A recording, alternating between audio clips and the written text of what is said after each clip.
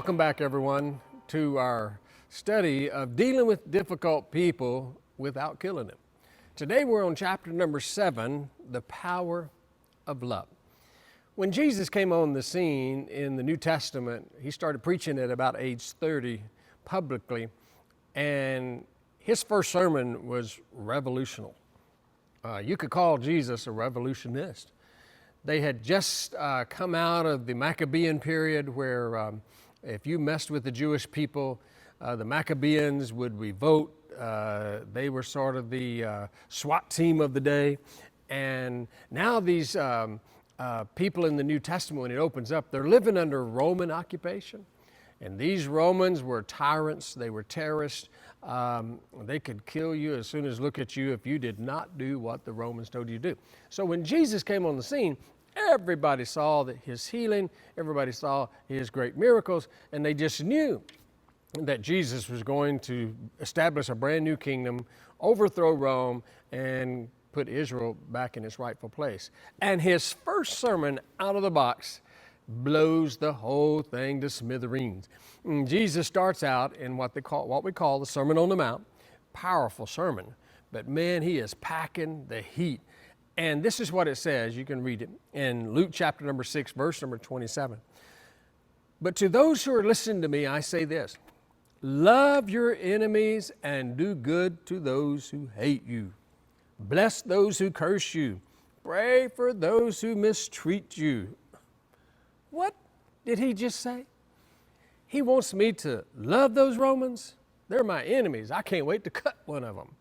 Yeah, Jesus is changing the whole paradigm. Moses taught an eye for an eye, tooth for a tooth. Someone slaps you, slap them back. Someone kills you, hey, do your revenge. That's what they had known. And Jesus is coming with a whole new message called love. He was a revolutionist. So I want to deal with that word love and where it says love your enemies. How in the world can I love my enemy? How can I love someone that mistreats me? You know, in the English language, we're quite limited when it comes to this word love. And if you've been around the church for any time or you've been around the Bible for any time, you probably heard a sermon about how the Greeks had 4 words for love. I want to just give you a brief snapshot of that because I don't know all of your biblical knowledge, your level of knowledge. So they had 4 words, whereas we have one. You know, we use the same word love for everything. I love ice cream. I love my spouse. I love my dog. And we don't have but one word. But the Greeks, they broke it up into 4 or 5 words. I want to give you 4 of them because it will help illustrate our point here today. The first word is phileo. It's brotherly love. Everybody knows that. It's where we get the word Philadelphia. Love your brother. Probably the most common word of love today. It's love we have for our friends. It's sister, almost makes the sister out of another lady because she just loves her. It is brotherly, sisterly type of love. The second one is storge. That's family love. And, you know, thank God for family. Everybody needs a family because family will take you in when no one else will take you in. Everybody needs a mama to believe in them when they're not doing good at all.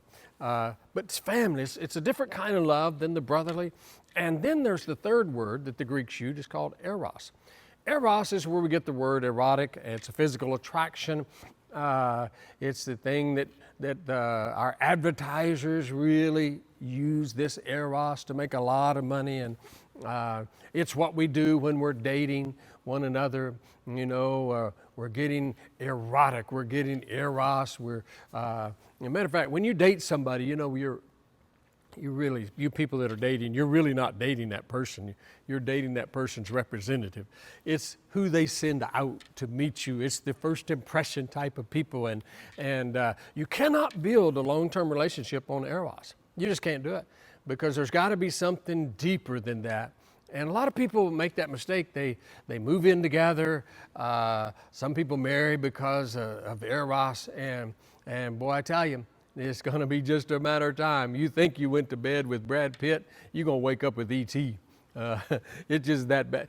So that brings us to the fourth word, is the word that Jesus tried to get his disciples to get a hold of, and it's this word, agape. Agape is not human love. It's a love that is unconditional. If you mistreat me, I'm going to love you. My enemies, I'm going to love them as well. And it's very, very difficult for these guys to get this. It took a lifetime for Peter to get it. I hope you read the chapter and I sort of line it out how Peter, it took him a long time to finally get to the end of his life. And when he got toward the end of his life, he's writing 1st and 2nd Peter. And you can see that Peter has changed and he has grown in this love. But let me read this verse to you. 1 John chapter 4, verse number 17, New Living Translation. As we live in God, our love grows more perfect. As we live in God, our love grows more perfect. That Greek word is teleos there, which simply means a completed task. I got a couple of guys helping me here today, Dave and Eric. They've been filming this series, and if they came in and last time we filmed and there was a light blinking, and I would say, hey guys, we probably need to fix that. And we came in the next day and they say, yeah, we fixed it. But in the middle of this recording, the light started blinking again. That's not a completed task. If 6 months from now, the light is not blinking anymore, the task has been completed. So when an enemy comes into our life, or when someone mistreats us, and it's sort of a barometer of where we are in this thing called love. Can you love somebody completely that wrongs you? Someone cuts you off in traffic, or someone that was real dear to you did something that betrayed you. It's sort of a measuring stick, isn't it? Where are we in our relationship with God? Because John said, as we live in God, this love comes to completion. So that's really the only way that we're going to be able to love some of these difficult people. I promise you. How can God ask me to love my enemy? Because God is never going to ask you to do something that's not already in you. If God is in your life, then you have this love resident in your soul. And the love of God is in you. All you have to do is let that love out of you, and you can begin to love that difficult person. God will never ask me to do something that I do not have the ability to do. God's never going to ask Mike Robertson, I need you to be Asian today. This is impossible. I can't be that. But he says it is possible for you to love those that are unlovable. It is possible for you to deal with the difficult people in your life because of this love that I put on the inside of you. So I don't know where you are in your journey of love. Maybe you were raised in a family that taught you how to love. Maybe you weren't raised in a family at all. Maybe you had a bad upbringing and love was not really demonstrated to you. My father died. My first difficult person in my life was my father. And if you've read this book, you've heard that a couple of times. But he died when I was 17 years of age. And I really didn't know a whole lot about the love of a father, simply because he had a rough upbringing himself, World War II guy, and there wasn't a whole lot of love coming out of that fella. And when he died, I was not born again. A couple years later, I got born again in a little church meeting where I'd been invited to. I was 19 years of age. I was doing everything wrong. I was doing everything to make for a miserable life. I was one of hell's best customers. And all of a sudden, an on fire group of people that had been praying one night prayed for me, and I was born again. Not only was I born again, I was filled with the power of the Holy Spirit. My life flipped out at that moment. I can still remember that night. I walked out on that porch, and and the stars were brighter. I began to just not want to do some of the things I've always done. I quit 4 major habits. So at that one service, I was born again. And more than that, God put something down on the inside of me that was a deposit that made me think differently. It was like I was high for a couple of weeks, and finally my spirit was awakened to the power of God, and the love of God was put on inside of me, and it took me years to figure this one out. I wondered why my father had to leave so soon when I was 17. And I finally realized I had to lose my earthly father in order to meet my heavenly Father and teach me really how to love and what life was all about. So my encouragement to you, or my question to you is, have you been to a place where God has touched you in that fashion? Have you been to a place where God made a deposit down on the inside of you that literally made you love the unlovable? I wrote a book entitled I Shook Hands with Death.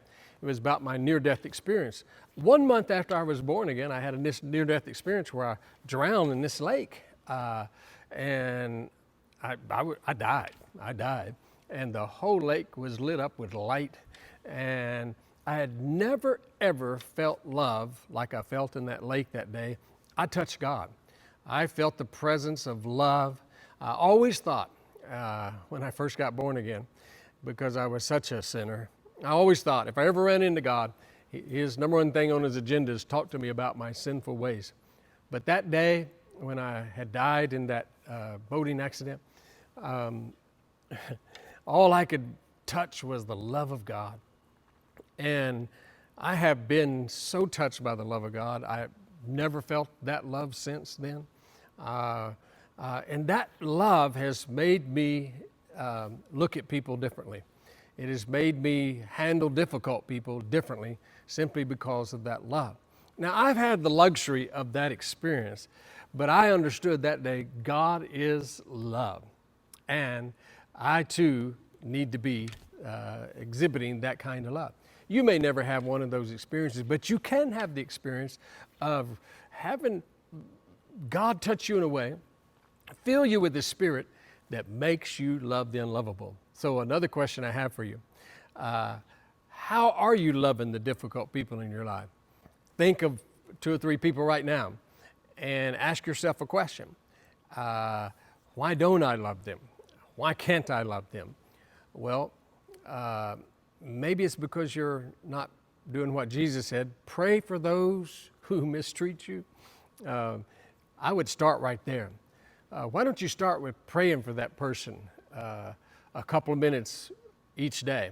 I promise you that right there will work them out of your spirit, and God's love will begin to replace that hate that you have in your heart for them. I promise you that. I read a newspaper article, a want ad in Mexico City years and years and years ago. Just simple want ad. Apparently, a young man had run away from his father's home, and his father hadn't seen him. His name was Paco. So Dad put a little want ad in the want ads, and he said, Paco, this is your dad. If you read this article, meet me at the town square, and he gave the date and he gave the time. I want you to come home. All is forgiven, Paco. Very short want ad. And the day came, the father went to the town square to see if Paco was going to meet him there. And what he discovered was revolutionary, because not only was Paco there, over a dozen Pacos were there. That's the power of love.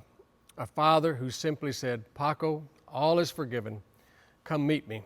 And everybody is attracted to that kind of love. So my last question, how attractive have you made yourself with this thing called love? Have you allowed God to love others through you? If you haven't, once again, find a place, get with God, and say, God, give me that love that Pastor Mike is talking about. Give me that experience of love that you've given to millions of others. Help me to love others as Jesus would love others. Hope you enjoy this chapter. I'll get back with you. Until next time, God bless you.